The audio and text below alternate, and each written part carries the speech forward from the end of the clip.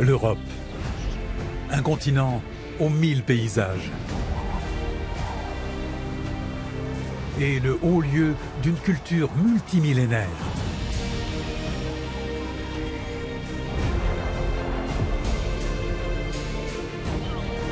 Colin Davey voyage de la Méditerranée à l'Islande. On sent le poids de cette énorme masse de glace au-dessus de la tête. Il découvre des coins de nature magnifiques. C'est extraordinaire. Il sonde les mystères géologiques du continent. D'étranges créatures vivaient là, bien avant que l'homme ne bâtisse des cités.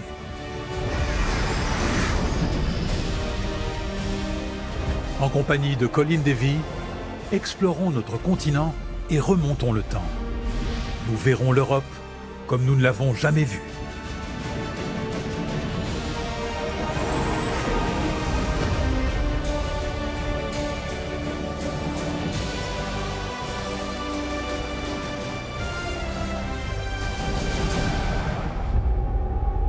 À cheval sur l'Allemagne et la République tchèque, le massif gréseux de l'Elbe compte parmi les trésors naturels de l'Europe.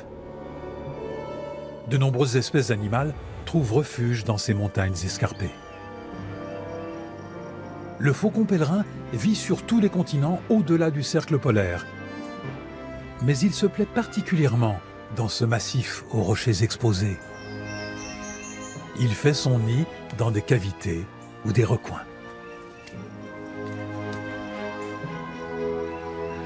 La bergeronnette des ruisseaux cherche sa nourriture dans l'eau. Mâles et femelles élèvent ensemble les petits. Ils ont caché leur nid dans une crevasse. Les forêts avoisinantes attirent les randonneurs. Et le massif est très prisé par les grimpeurs.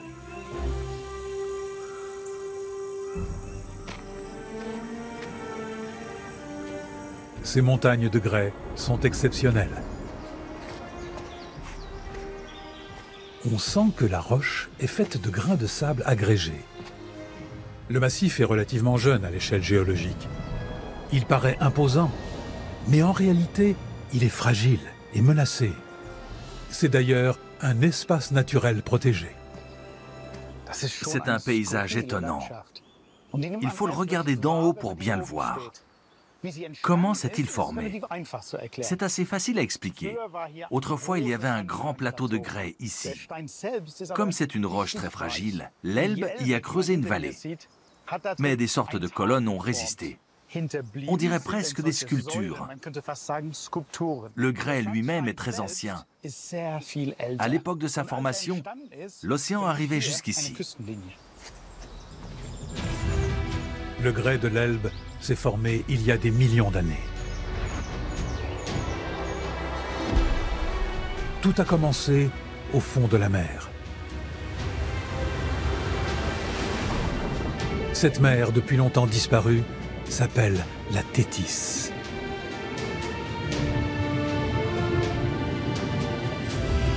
Nous sommes au bord d'un golfe de la Thétis, il y a 100 millions d'années.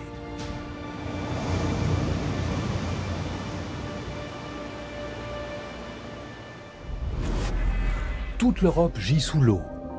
Les températures sont élevées. Les océans sont chauds et il n'y a pas de glace au pôle. La mer est à son niveau record, soit 300 mètres au-dessus du niveau actuel.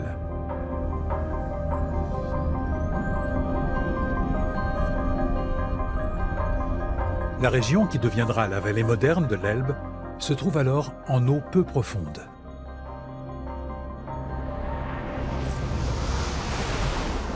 Les cours d'eau et les courants marins y déposent du sable. L'eau trouble est un terrain de chasse idéal pour des espèces de crocodiles et de requins qui ressemblent fortement aux espèces actuelles. À une différence près, la taille. Les crocodiles surtout sont nettement plus grands que ceux que nous connaissons. Ils possèdent une carapace qui les protège des nombreux dangers de l'océan.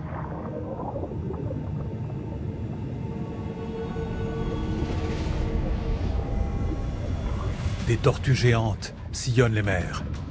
Omnivores, elles se nourrissent essentiellement de méduses et de plantes aquatiques. Leur taille les protège des prédateurs.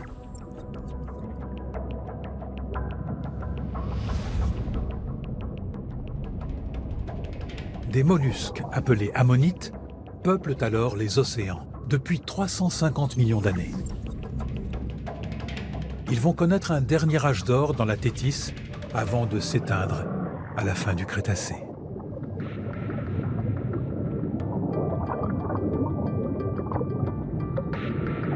Des reptiles marins appelés plésiosaures se nourrissent de poissons dans les eaux côtières peu profondes.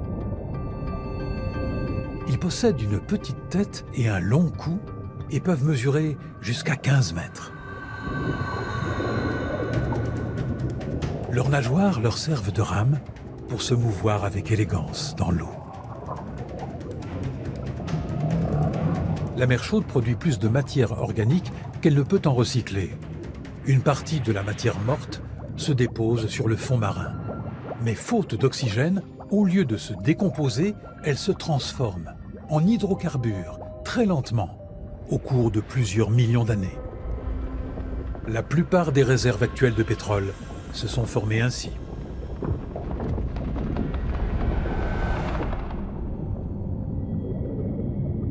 Puis, le niveau des eaux baisse et l'océan reflue de la zone qui deviendra la vallée de l'Elbe. Seul reste le sable, qui va se transformer en grès. La mer s'est retirée depuis longtemps de la région. La Thétis était un océan planétaire. Elle recouvrait une grande partie de l'Europe. Ici, sur la côte, le fleuve déposait de grandes quantités de sable. Cela a créé les conditions idéales pour la formation d'un immense plateau de grès. Si la Thétis a reculé, c'est parce que l'Afrique dérivait vers le nord. Lorsqu'elle est entrée en collision avec l'Europe, la plaque terrestre s'est soulevée et cela a donné naissance aux Alpes. Aujourd'hui, les montagnes continuent de s'élever. Le massif alpin décrit un arc dans le sud de l'Europe. Les Alpes centrales possèdent plusieurs sommets de plus de 4000 mètres, dont le Cervin. De nombreuses espèces se réfugient en haute montagne, où elles sont à l'abri des prédateurs.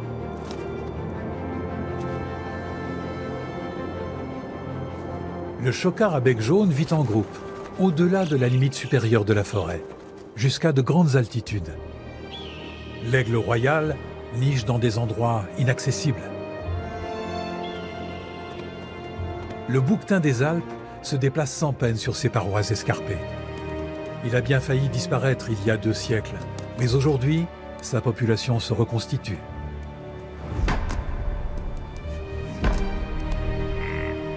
Le lagopède alpin affectionne aussi la vie en altitude.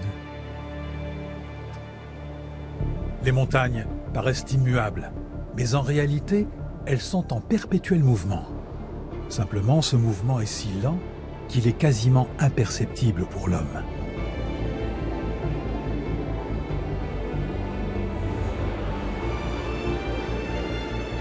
Le jour, sous la chaleur du soleil, la roche se dilate. La nuit, quand la température baisse, elle se contracte. C'est un peu comme si la montagne respirait. Les changements sont davantage perceptibles sur une grande échelle de temps. Quand la neige fond l'été, la chaleur pénètre dans la roche et la rend instable.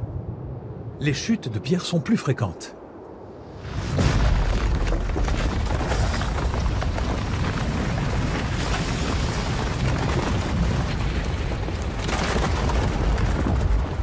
Mais ce phénomène peut se produire à tout moment de l'année.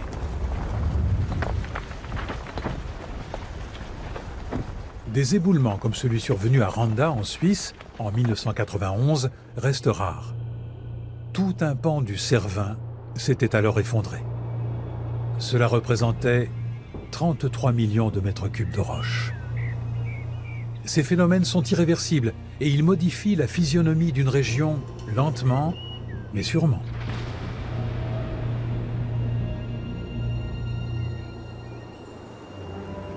Les cours d'eau évacuent peu à peu les éboulis.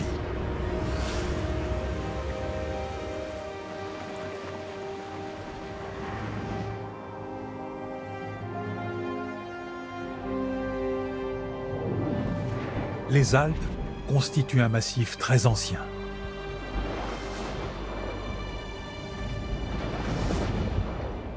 Il y a 35 millions d'années, il y avait une mer ici. En l'espace de 3 millions d'années seulement, elle disparaît. Et la genèse des Alpes commence. Au cours des 5 millions d'années qui suivent, les montagnes continuent de s'élever, jusqu'à constituer un grand massif. Des fragments de la plaque continentale africaine entrent en collision avec la plaque européenne. Les sommets alpins continuent de s'élever. Mais dans le même temps, ils subissent l'érosion. Comment s'est déroulée la collision des plaques continentales? L'étude de l'origine des roches apporte des réponses.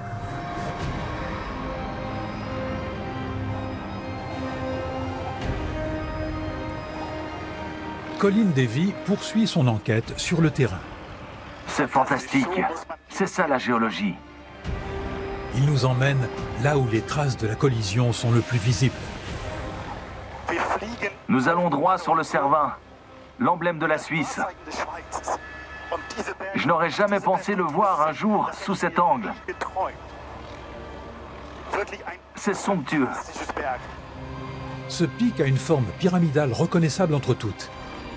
Il est constitué de gneiss d'origine africaine.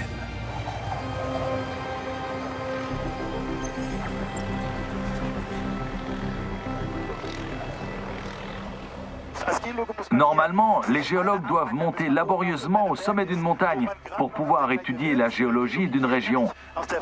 Moi, là, j'embrasse tout d'un seul regard.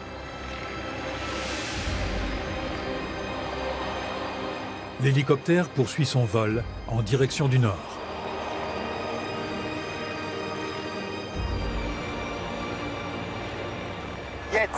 On arrive sur les aiguilles rouges.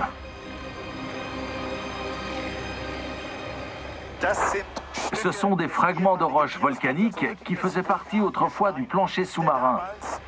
Ils gisaient des milliers de mètres sous l'eau. On voit alignés ici des éléments de la collision d'autrefois. Le plancher océanique d'origine volcanique, des sédiments océaniques et la plaque européenne.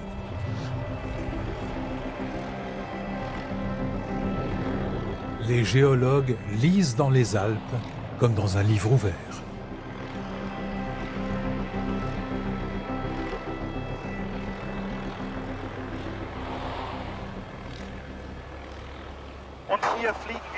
Grâce à l'hélicoptère, on passe en 2 ou 3 minutes de la plaque africaine à la plaque européenne.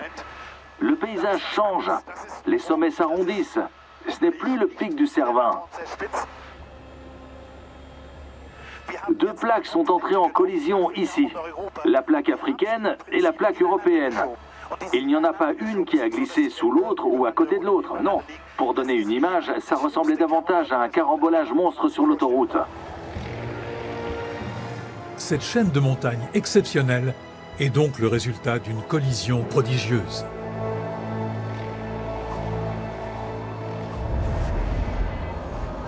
Mais l'histoire géologique de l'Europe ne s'arrête pas aux Alpes.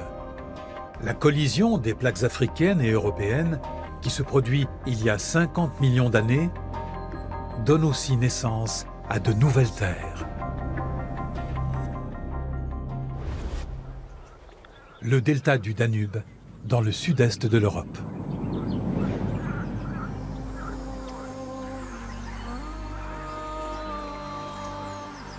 C'est l'un des écosystèmes les plus riches d'Europe.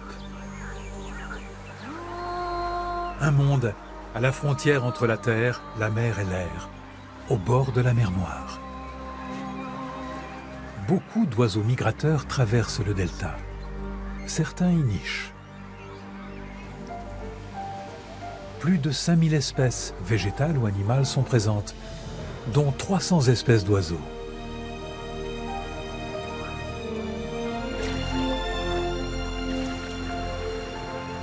Il y a des nids partout. Mais Colin Davey vient de faire une autre découverte. Viens là.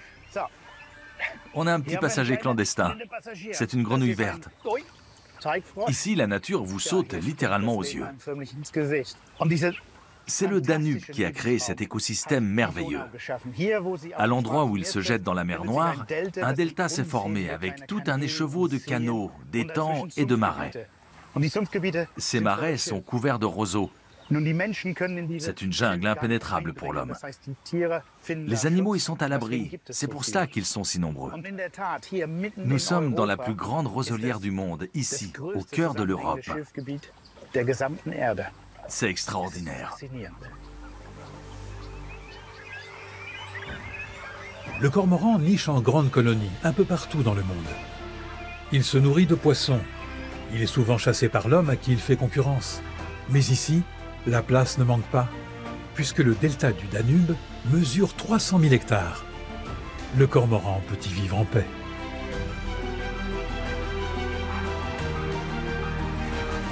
Le débit du fleuve est lent dans le delta. Les eaux sont riches en nourriture, à la base d'une longue chaîne alimentaire. Les nombreux poissons cypriniformes font le régal des pélicans. Le silure se retire des eaux calmes pour frayer. Le delta abrite la plus grande colonie de pélicans d'Europe. La plupart de ces oiseaux arrivent d'Afrique au printemps. Le martin pêcheur se plaît aussi dans le delta. Il pêche en eau calme et claire, après avoir repéré sa proie depuis un perchoir.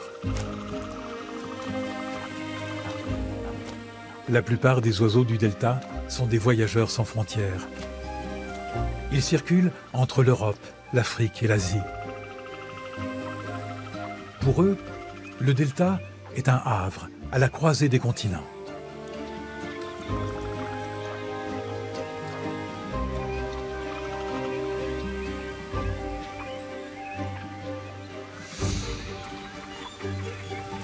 Colin Davey fait une rencontre inattendue.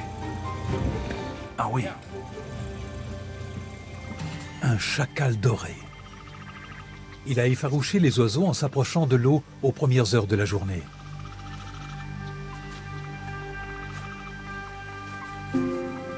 L'espèce est apparue dans le delta il y a quelques années seulement. Elle vit habituellement dans la péninsule arabique.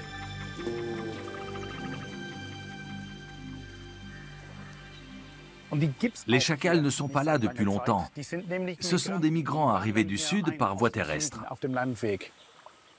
Il y a eu régulièrement des migrations de ce genre au cours de l'histoire géologique, et elles ont joué un grand rôle dans l'évolution des espèces, mais elles supposent l'existence de voies sur la terre ferme. Remontons le cours de l'histoire. Voici le paléo-océan Thétis. À mesure que l'Afrique dérive vers l'Europe, l'océan se ferme. Les premiers ponts terrestres se forment il y a 20 millions d'années. Ils vont découper l'océan en plusieurs mers qui sont les ancêtres de la mer Méditerranée, de la mer Caspienne et de la mer Noire notamment. Ces passerelles terrestres, et en particulier leurs bandes côtières, permettent la circulation et le brassage des espèces animales. À l'époque où la mer arrivait au pied des Alpes, il existait un écosystème comparable à celui du delta du Danube.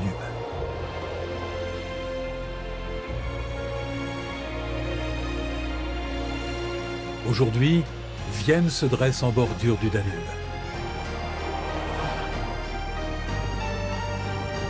L'ancienne capitale de l'Empire austro-hongrois n'a rien perdu de sa splendeur d'antan.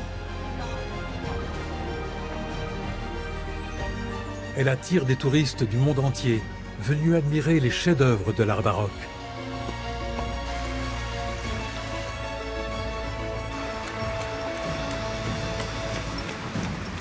Le château de Schönbrunn est un lieu chargé d'histoire. Au Miocène, il y a 20 millions d'années, les visiteurs qui foulent ce même sol viennent d'Afrique. L'Aceratherium est une espèce de rhinocéros dépourvu de cornes.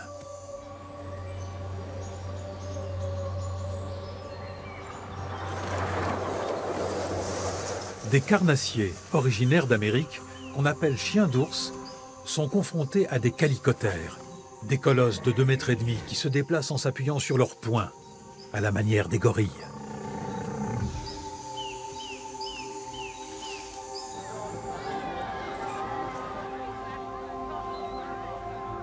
De nos jours, Vienne est réputée pour sa douceur de vivre. À la préhistoire, le Deinotherium se plaisait certainement dans la région. Cet ancêtre de l'éléphant utilisait ses défenses pour écorcer les arbres. Aujourd'hui, Vienne est située à la lisière d'une forêt. Mais il y a 20 millions d'années, le climat est chaud et la zone est couverte de mangroves qui s'étendent jusqu'à la mer. Des bancs d'huîtres et de moules prolifèrent le long de la côte.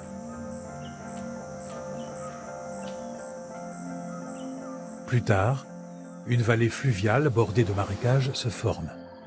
Des colonies d'oiseaux survolent cette oasis de vie antérieure au delta du Danube.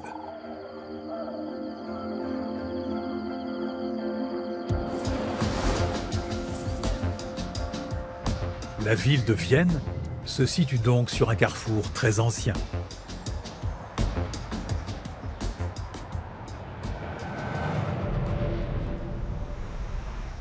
L'Europe a aussi son désert, le Tabernas, dans le sud de l'Espagne. La perdrix rouge a une grande capacité d'adaptation. Elle s'accommode bien des sols rocailleux et de la sécheresse.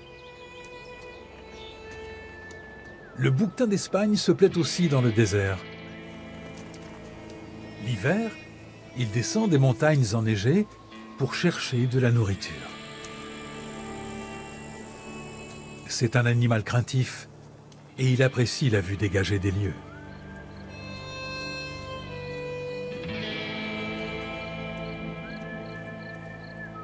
Quelques jours de pluie suffisent pour faire fleurir le désert. Les graines qui reposaient dans le sol durant la sécheresse produisent aussitôt des fleurs. Mais qu'on ne s'y trompe pas. La faune et la flore doivent lutter pour leur survie. Beaucoup de ces végétaux poussent aussi en Afrique.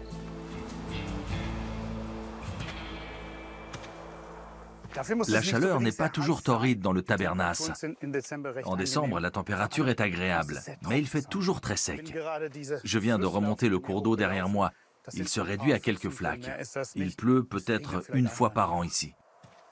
Étant donné la sécheresse, on s'attendrait à trouver des cactus, mais il n'y en a pas. À la place, on trouve ce genre de plantes. C'est une amarantacée. Elle pousse aussi au bord de la mer Baltique, où je vis. C'est une plante qui tolère bien le sel et qui a un goût très salé. On peut en mettre dans les salades. Il y a aussi un limonium. Il élimine le sel par ses feuilles. On s'attendrait à voir ce genre de plante en bord de mer, pas dans le désert. Le sol de la région est riche en sel.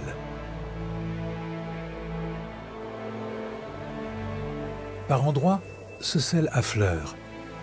Il forme des concrétions.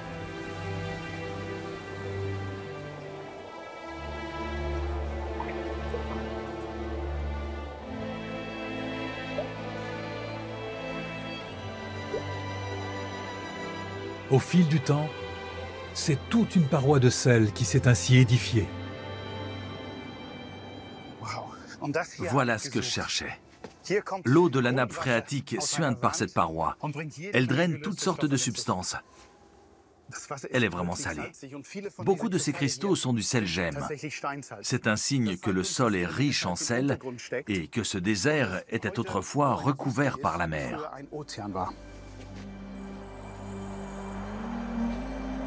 Le désert du Tabernas est un ancien fond marin. Aujourd'hui, il s'étend au pied d'un massif montagneux appelé les Chênes Bétiques. La mer Méditerranée et ses plages de sable ne sont qu'à 20 km de là. Ici, le désert rencontre la mer. Du point de vue géologique, la frontière qui les sépare est mouvante. Elle dépend du niveau de la mer. La Méditerranée n'est qu'un bras de l'océan. L'Atlantique l'alimente au détroit de Gibraltar. Si on remonte quelques millions d'années en arrière, les choses sont assez différentes. Deux bras alimentent alors la Méditerranée. Ce qui va se passer, c'est que les reliefs montagneux autour de Gibraltar vont s'élever et couper les deux bras de mer. À peu près à la même époque, le désert du Tabernas se soulève aussi. Comme la Méditerranée ne reçoit plus d'eau océanique, elle s'assèche et un gigantesque désert de sel se forme. Tout cela se produit il y a environ 6 millions d'années. C'est un événement majeur pour l'ensemble du bassin méditerranéen.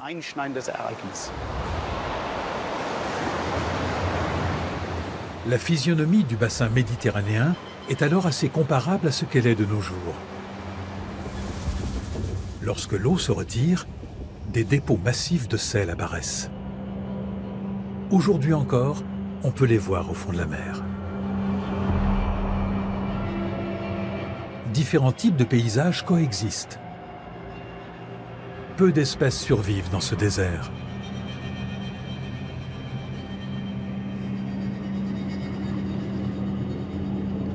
Au centre, se forment des flaques d'eau de mer très salées.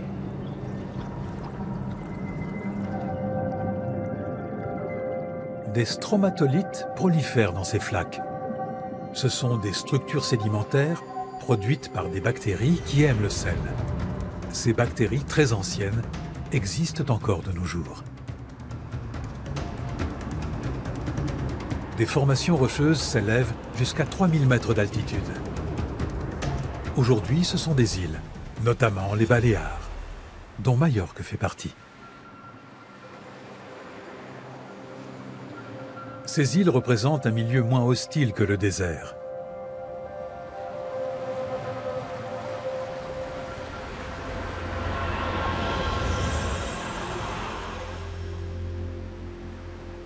Le bassin méditerranéen est alors une vaste dépression.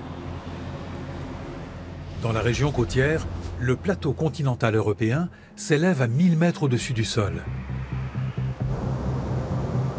Les grands fleuves européens, comme le Rhône, tombent en cascade de plusieurs mètres de haut et creusent des canyons.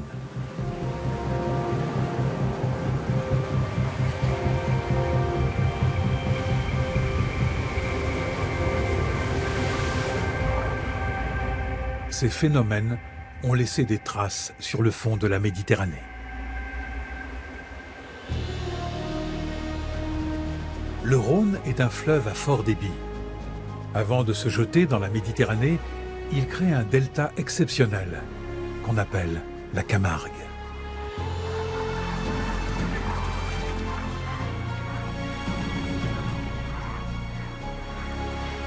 La crise est finie depuis longtemps et la Méditerranée s'est reconstituée. L'assèchement de la mer Méditerranée a été de courte durée. L'Atlantique s'est vite frayé un nouveau chemin à travers les montagnes et le bassin méditerranéen s'est à nouveau rempli. Ça a été une sorte de déluge. On a du mal à se représenter une telle catastrophe aujourd'hui, surtout quand on voit la mer aussi calme. Le soleil se couche, une page se referme. Un nouveau chapitre de l'histoire naturelle de l'Europe va s'ouvrir, celui des glaciations. Il y a 2,7 millions d'années.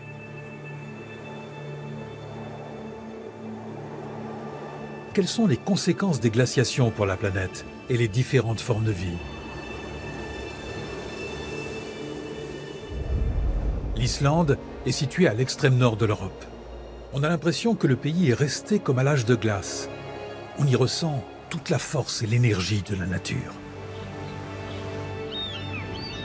Il y a peu d'espèces animales.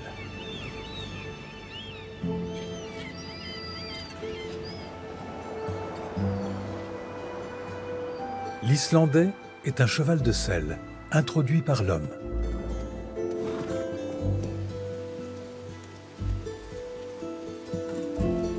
À l'arrivée des premiers hommes, le renard polaire était le seul mammifère sur le territoire.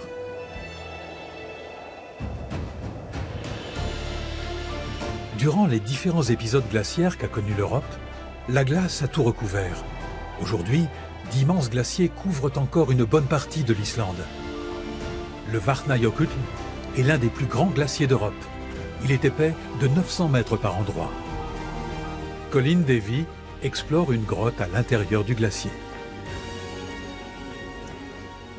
On sent le poids de cette énorme masse de glace au-dessus de la tête. Je ne sais pas combien elle pèse exactement, et d'ailleurs, je ne veux pas le savoir. Cette glace, ce sont des flocons de neige qui sont tombés sur les montagnes il y a quelques siècles. La neige s'est comprimée sous son propre poids et elle s'est transformée en glace cristalline. Mais elle n'est pas figée. Le glacier bouge. C'était pareil durant les différentes périodes glaciaires, qu'on appelle aussi épisodes glaciaires ou glaciation. C'est une période durant laquelle les deux pôles sont englacés. On pense qu'il y a eu au moins une période dans l'histoire de la Terre durant laquelle tout le globe était recouvert de glace. Les glaciations quaternaires ont débuté il y a environ 2,5 millions d'années. Comme on le voit, durant cette période, il n'y a pas eu de la glace en continu. La glace a avancé, puis elle a reculé, parce qu'il y a eu des variations de température. On ne sait pas exactement pourquoi. Le dernier épisode glaciaire s'est terminé il y a environ 10 000 ans. Depuis, les glaciers reculent. Vous entendez le ruisseau qui coule? C'est de l'eau de fonte. Le glacier est en train de fondre. Il est tout à fait possible que cette grotte n'existe plus dans 1 an. Dès que la glace fond, la vie s'épanouit. Certaines algues vertes sont capables de vivre dans des conditions de froid glacial. Certaines espèces animales aussi, comme le tardigrade.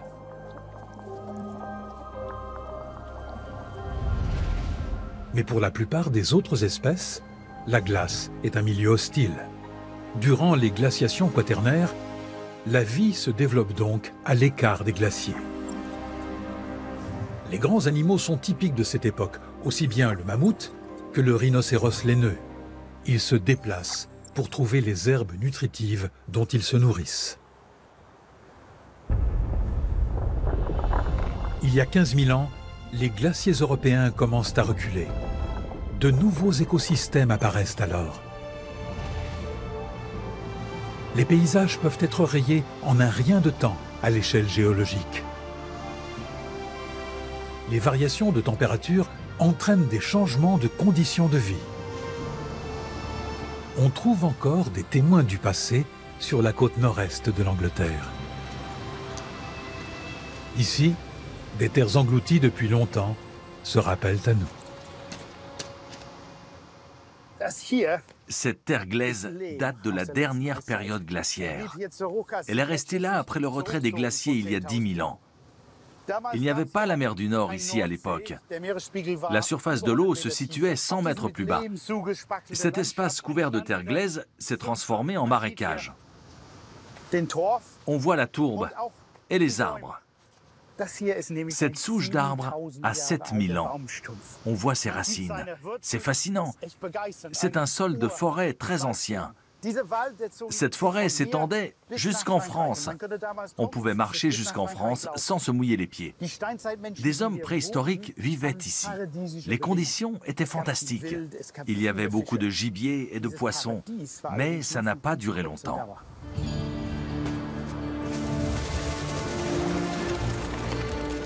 Doggerland est le nom qu'on donne à cette région éphémère. À mesure que la glace se retire, la forêt se développe. Le sol est fertile. Le climat se réchauffe. Le pigargue à queue blanche trouve une profusion de poissons dans les eaux côtières. La faune change. Les mammouths parcouraient de grandes distances pour se nourrir. Ils cèdent la place à d'autres quadrupèdes qui, eux, entrent dans un territoire circonscrit. Le cerf, le chevreuil et le sanglier, notamment, trouvent de la nourriture dans les plaines boisées tout au long de l'année. Mais les forêts du Doggerland vont bientôt disparaître. La fonte des glaciers fait monter le niveau de la mer. La salinité des sols augmente et des régions entières sont englouties par les flots. L'Angleterre se retrouve donc coupée du continent.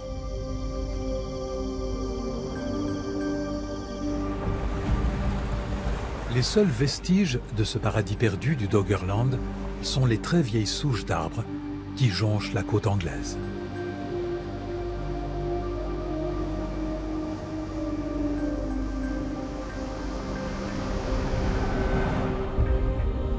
Vue du ciel, l'emprise de l'homme sur son environnement est éclatante. Les grandes capitales européennes scintillent dans la nuit. La baie de Naples, dans le sud de l'Italie. On remarque une tache sombre au milieu d'une zone fortement peuplée. C'est le Vésuve. Ses flancs sont inhabités.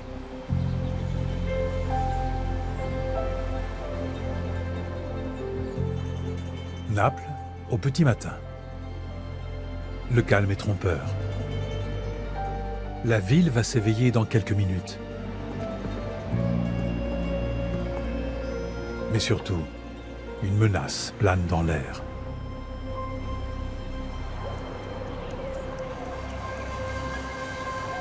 Les colonnes d'un temple romain. Ce sont les vestiges d'une cité antique célèbre, nommée Pompéi.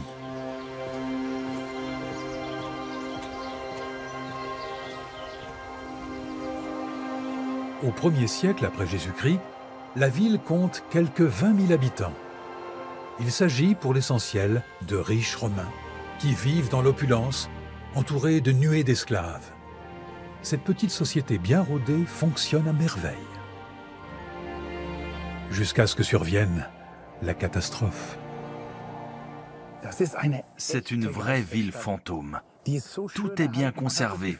On a l'impression qu'on va voir des Romains à chaque coin de rue. Sauf qu'il règne un silence de mort ici depuis près de 2000 ans. Le 24 août 79 de notre ère, le Vésuve est entré en éruption. Quelques Romains ont pu fuir, mais ils n'ont eu que quelques heures pour le faire. Ceux qui sont restés ont été ensevelis sous un nuage de nuées ardentes. Ils ont été enterrés vivants dans leur maison, comme pétrifiés. On peut encore voir la trace des cadavres. On a aussi retrouvé les vides laissés par les corps dans la cendre. Et on en a fait des moulages. On a ainsi retrouvé 1 millier de vides. Mais le Vésuve a fait bien plus de victimes.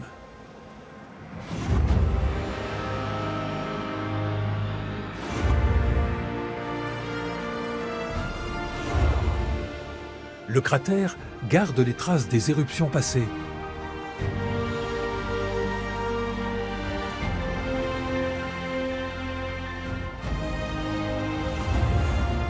L'activité volcanique du site débute il y a 400 000 ans. Un grand volcan, qu'on nomme aujourd'hui le mont Somma, s'élève lentement. Le Vésuve se formera plus tard dans sa caldeira. Le mont Somma atteint sa hauteur maximale, soit 1800 mètres il y a 20 000 ans. C'est alors que survient la première éruption explosive. Le sommet est expulsé violemment. Au cours des millénaires suivants, éruption et phase de sommeil alternent. La 4e grande éruption du volcan survient lors de l'an 79. C'est à partir de là que se forme le Vésuve, tel qu'on le connaît actuellement. Des éruptions de moindre importance continueront de se produire jusqu'à nos jours. Le risque volcanique reste important. Cela n'empêche pas la population de vivre au pied du volcan, aujourd'hui comme dans l'Antiquité. Au nord du Vésuve, des archéologues mettent au jour des thermes romains. Ils ont été construits 4 siècles après la catastrophe de Pompéi. Ils font partie d'une grande villa romaine, ensevelie sous les cendres volcaniques. La majeure partie de cette villa se trouve aujourd'hui sous un immeuble d'habitation. Elle-même a été bâtie sur les ruines d'autres bâtiments. C'est l'usage quand on reconstruit après une éruption. Car si le volcan détruit, il peut aussi régénérer. Quelques années seulement après une éruption, des espèces pionnières recolonisent le sol. Elles sont bientôt suivies par d'autres. La lave et les cendres volcaniques contiennent des minéraux qui engraissent le sol et favorisent la croissance des plantes. Toute la région peut en bénéficier.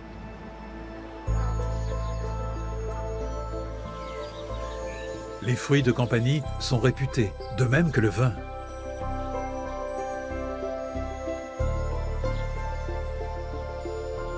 La faune et la flore sont très riches. Après une éruption, la nature repart de zéro.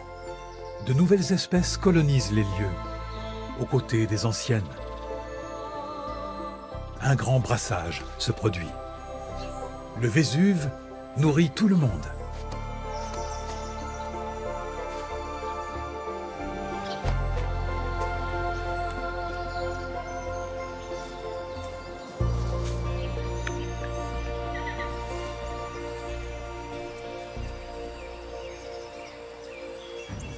Les phénomènes volcaniques sont spectaculaires, mais ils n'ont rien d'extraordinaire. Aux quatre coins du monde, les êtres vivants sont confrontés aux forces déchaînées de la nature. C'est la fin du voyage. Colin Davey atteint le cap Mizen. Le panorama sur la côte est magnifique. Voici la leçon que je tire de cette expédition. Les forces de la nature restent dangereuses pour l'homme, mais sans elles, il n'y aurait pas de vie possible sur Terre. C'est pour cela qu'il faut absolument les étudier. Pline le Jeune l'avait compris. Il y a 20 siècles, il se tenait là. Il avait un excellent point de vue sur toute la baie de Naples et il consignait ses observations sur l'éruption du Vésuve. Ces descriptions ont jeté les bases de la géologie, qui est mon domaine d'étude. C'est donc très émouvant pour moi de me tenir là où il était. Je vais me recueillir quelques instants. Mais n'oubliez pas, notre Terre est en perpétuel mouvement et rien ne vaut l'observation sur le terrain. Au revoir.